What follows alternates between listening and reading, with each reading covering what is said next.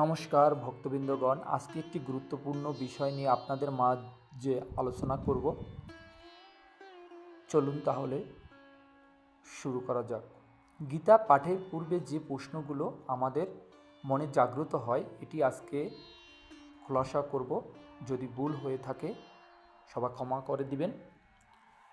আমাদের মনে যে প্রশ্নগুলো সর্বসময় গীতা পাঠের পূর্বে জাগ্রত হয় এবং যে প্রশ্নগুলো মনে জাগে সেটি হলো, আমি তো লেখাপড়া জানি না, আমি সংস্কৃত পড়তে পারি না, বা আমি শুধু বাংলা সরলার্থ পড়তে চাই, এতে কি গীতা পাঠের ফল মিলবে?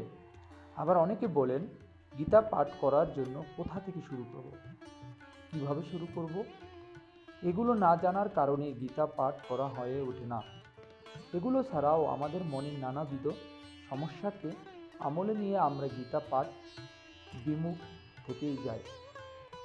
দেখুন, সমগ্র মানবজাতির জন্য পরম পুরুষ ভগবান শ্রীকৃষ্ণের দানকৃত সর্বশ্রেষ্ঠ উপহার হচ্ছে শ্রীমদ্ ভগবত গীতা। শুধু তাই নয়, নিয়মিত গীতা স্পর্শ করা, গীতা পাঠ করা, গীতার মাহাত্ম্য অনুধাবন করাও অনেক বড় ধরনের পুণ্যের কাজ হিসাবে বিবেচিত হয়।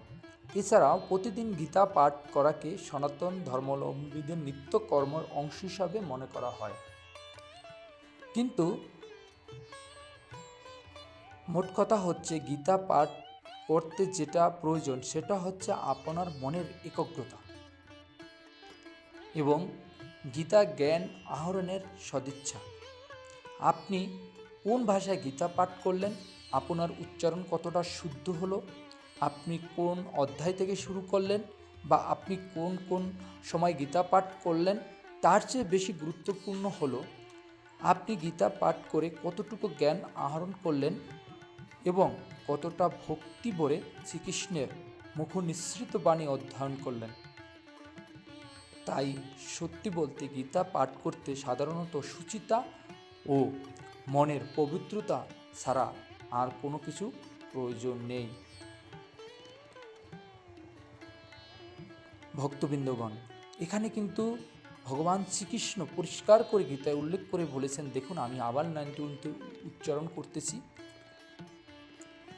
গীতা পাঠ করতে সাধারণত সুচিতা এবং মনের পবিত্রতা ছাড়া আর কোনো কিছু প্রয়োজন নেই। আপনি যদি হিন্দু হয়ে থাকেন, আপনি যদি চোখে দেখে থাকেন, আপনি যদি পড়াশোনা জানেন, অথবা আপনি কানে শুনেন, তাহলে অবশ্যই দৈনিক গীতা পাঠ করা কর্তব্য।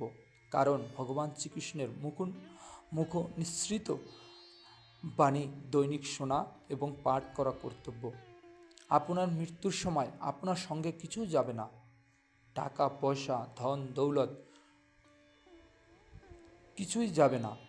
এই ধরাধাম থেকে ভগবান শ্রীকৃষ্ণের বাণী শ্রাবণ করে মানুষ হিসাবে মৃত্যুবরণ করলেন কিনা, এটাই হলো মুখ্য বিষয়।